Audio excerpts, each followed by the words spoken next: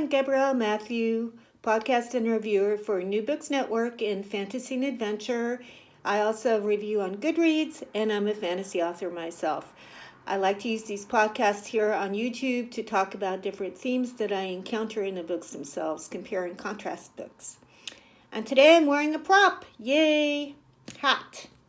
I'm wearing this prop because I'm going to be talking about two books that take place in very hot climates.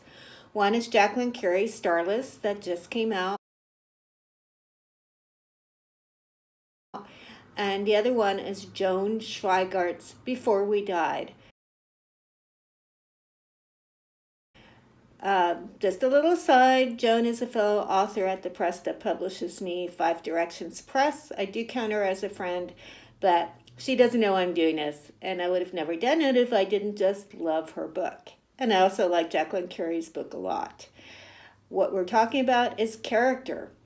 It's like voice, which I talked about before, but now we want to focus on making the person who's narrating the book memorable.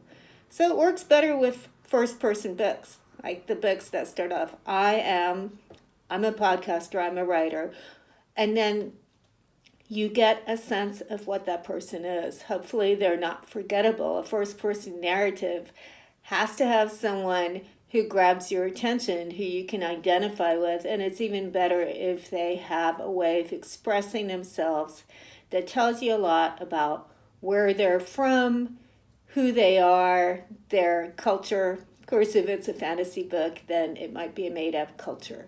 So without further ado, I'd like to excerpt a little bit of Joan's novel. I love this novel. It's not really a fantasy book. It's more an adventure book. It's set in 1908, and it's about two Irish brothers. They're actually the sons of Irish immigrants, and they're from New Jersey. They're dock workers, and it's told from one brother's perspective. This is the start of the book.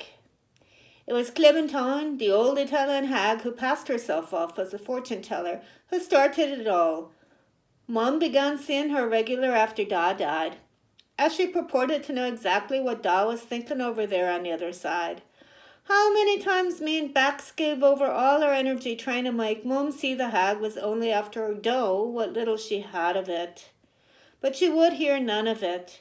Then one day after one of their sessions, Mom tells us Da told the hag, and the hag told her that we, meaning Bax and me, needed to get away from the docks and have ourselves an adventure, because we were for fair spending too much time being miserable since Da's passing. We knew Da didn't say no such thing, but we also knew he would have said just that if he could look down from above and see the sorry state we were in. We were miserable. So this whole novel is told in the perspective of the younger brother who's narrating this, Jack. And I was just drawn in. He grabs your attention. You feel like you're in his head. The language just conjures up what immigrants would have spoken like at the turn of the century. And I don't think that the Irish expressions were overdone. They seemed just right. We were miserable. The hag. She was after the dough. So a little bit of Americanism thrown in there. So now I'd like to contrast this with the first-person narrative of Jaqueline Carey's Starless. She usually writes first-person, or at least the books that I have read from her.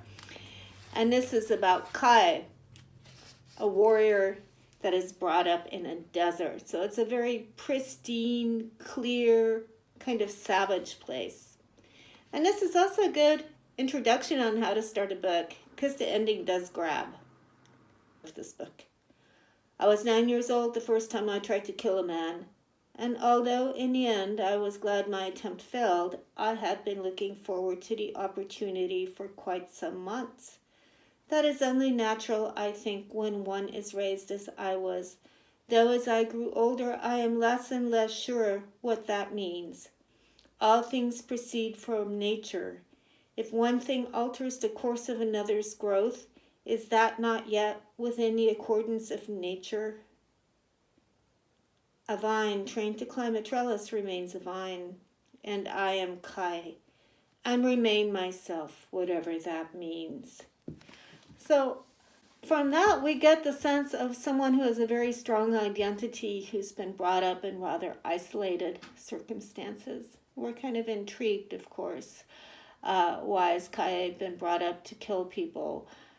There's some kind of savage, fresh feeling to hearing him tell his tale. Now, there are thousands of examples of things that don't work.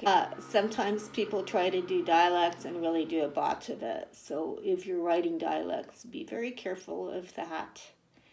The other thing is that a lot of books just are so blah in their depictions of characters. It's what you call stock characters.